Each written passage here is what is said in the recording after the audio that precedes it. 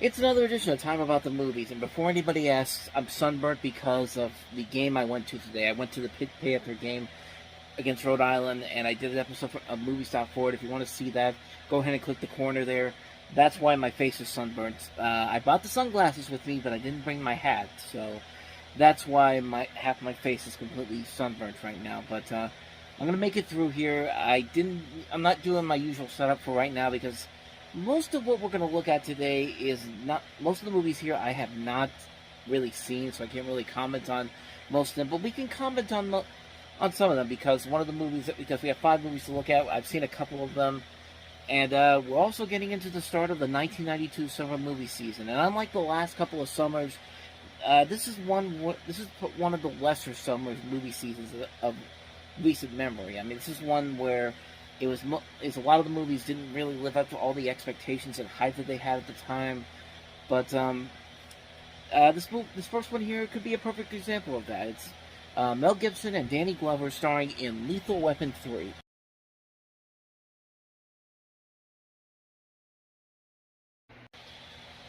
So unfortunately, Lethal Weapon 3 doesn't really live up to the same enjoyment factor that the second movie did. Not even close to what the first movie was, but I think the biggest problem with Lethal Weapon 3 overall was that it was because there wasn't really much of a story going on in this particular film. This was a movie that seemed to be focusing more on the camaraderie between all the characters. Of course, Mel Gibson and Danny Glover still have that great chemistry that they have together. Joe Pesci has a bigger role in here.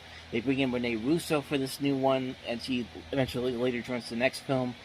But the story really overall doesn't really have a whole lot there this time around. I mean, the first 2 movies were at least they at least had a story to work with. And this new film, however, just really, it doesn't have that same magic. I mean, I think it was because this was the first one that they did without Shane Black, and really, when you take Shane Black out of this series, it really does start to show its flaws to it. I mean, it's got Jeffrey Boehm and Robert Mark Harmon, who would later go on to write the Taken films as well as The Fifth Element, and Jeffrey Boehm would later go on to write. Trying to see what he wrote here because I'm not seeing.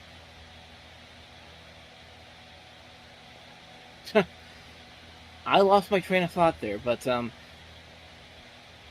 he didn't really write that much. I mean, he did Adventures of Briscoe County Jr., he did Tales from the Crypt, he did The Phantom, and then that was pretty much it. I mean, this was kind of towards the end of his career, which ended up being the end of his life towards the end of the decade because he died in January of 2000.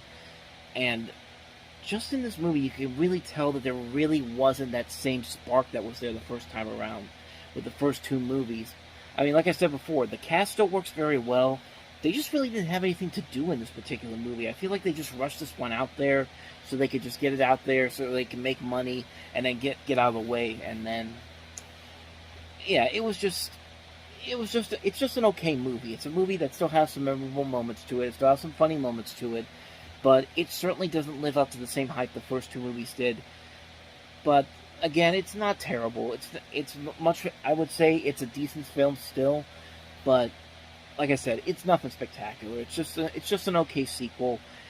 But I've seen a lot worse, so I'll give it a pass. So with that said, let's go ahead and move on to the next movie that we have here, and that is The Water Dance.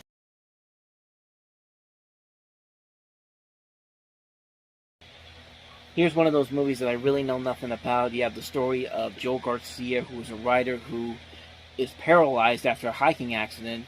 He carries a relationship with this woman played by Helen Hunt, Free Mad About You, and he's having an affair with her at the time of the accident. And they try to continue on this affair, and it just leads to so many consequences. And that's really all I got for you. It also has Wesley Snipes in it, and William Forsythe and Elizabeth Pena. And that's pretty much all I know about it. Eric Stoltz plays the main character, Joe Garcia. Like I said, that's pretty much all I know about it. I haven't seen it, so I can't really comment on it too much, but it's got some good reviews to it, so I'm going to assume that it's not a bad movie overall. So, with that said, let's move on to another movie that I've never seen before, and that is Cabeza de Vaca.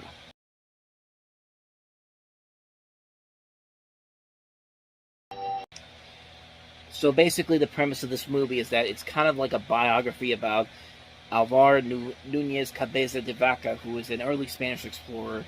He travels around looking and finds what's later going to become the American South. He was one of 4 survivors of the Narvaez expedition and shipwreck, and he became known as a shaman among the Native American tribes he encountered, which helps him survive. The movie follows the journey through a number of years, beginning in 1528 to 1542, where he releases his journal. And that's pretty much all I have for you, because I haven't seen this movie. Can't really comment on it too much, but looks nice, though, so I'll give it that.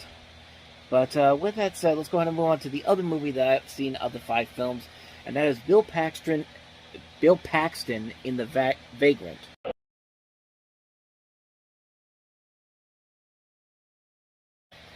Would you believe that the same man that directed The Fly 2 gave us this movie? And it's a lot better movie than The Fly 2 is, because at least this movie is intentionally funny and kind of scary at the same time. I had a good time with this movie. I really knew nothing about this film until I saw the trailers for it, and the posters make it look like it's just a typical generic horror film. It is, but not really. It's a horror comedy, and it's also produced by Mel Brooks, and you can definitely see a lot of his influence in this movie. And the movie is just a ton of fun. I mean, Bill Paxton's having a blast in this. So is Michael Ironside. So is Marshall Bell playing the title Vagrant. Colleen Camp, Mark McClure, Stuart Penkin. Just a phenomenal cast in here. And it's just so funny. Like, some of the stuff they do here is really hilarious. And it's also kind of a little tense and terrifying, too, at times. Like, it's a really funny movie that's really scary at the same time. It's a really solid film. I actually had a really good time watching this movie the first time I saw it. It's definitely worth checking out. If you want to see some of Bill Paxton's most underrated work, The Vagrant is definitely the movie for you. So, with that said, let's go ahead and move on to the last movie we have here, which I was shocked to find out that this was another dark comedy. It's Crispin Glover and Howard Hesseman starring in Reuben and Ed.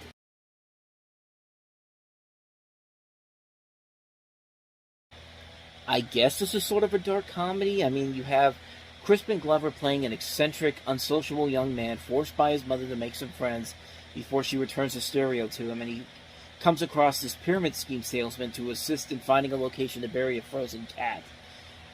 If that's not the weirdest, bizarrest premise for a buddy comedy that also has kind of this dark edge to it, then quite frankly, I don't know what it is. But it looks pretty good. It looks like a really bizarre comedy that.